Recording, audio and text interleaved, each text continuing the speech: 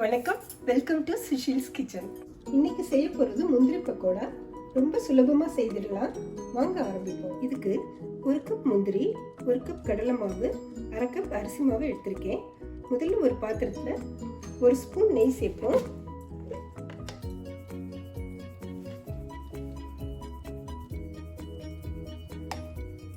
இதில் ஒரு pinch baking soda சேர்க்கிறேன். இதை நல்லா கலந்து விடுவோம். இதில் கடலை மாவு, அரிசி மாவையும் சேர்ப்போம். தேவையான உப்பையும் சேர்க்கலாம். இதை நல்லா கலந்துக்கோங்க. ஒரு மிக்ஸி ஜாரில் ஒரு 1/2 ஸ்பூன் சோம்பு, ஒரு 6-7 பச்சை மிளகாய், நீங்கள் உங்கள் காரத்துக்கு ஏற்ற மாதிரி போட்டுக்கோங்க. ஒரு கை புதினா அலசி வச்சுருக்கேன். இதை சேர்த்து ஒன்றரையுமா அரைச்சிப்போம். மிக்சியில் அரைச்சி வச்சதை இதோடு சேர்ப்போம். லேசாக பிசிறி விடுவோம். இதில் எடுத்து வச்சிருக்க 1 கப் முந்திரியையும் சேர்க்கலாம்.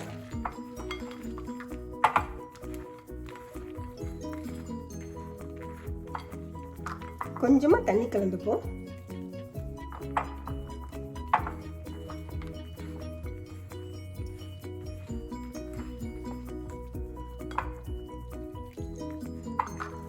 ஒரு 1/4 கப் அளவு தண்ணி கலந்துருக்கேன் நான்.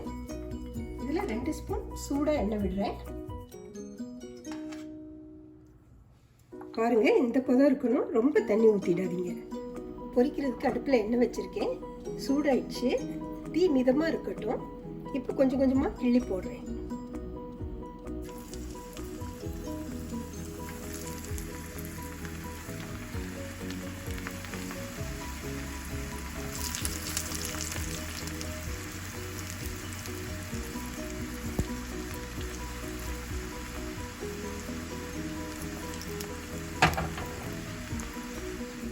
பாருங்க, இப்படி நல்லா கலக்கி விடுறேன். எல்லா சைட்ஸும் வெந்துருச்சு. இப்போ எடுத்துடலாம். நல்லா கிறிஸ்பாகவும் ஆயிடுச்சு, வெந்தும் இருக்கு. ஒரு 2 நிமிஷம் கிட்ட ஆகும். கொஞ்சம் மிதமான தீயில வச்சு வைங்க, அப்பதான் நல்லா வரும்.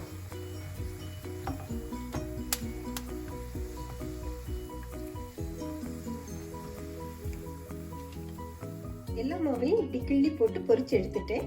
மொறுமொறுப்பான சுவையான கேஷ்யூ பக்கோடா நிமிஷத்துல ரெடி ஆயிடுச்சு. இப்போ நான் இதை காஃபியோட சுவைக்க போறேன். நீங்களும் உங்க வீட்டில் செய்து சாப்பிட்டு பார்த்துட்டு கமெண்ட் சொல்லுங்க.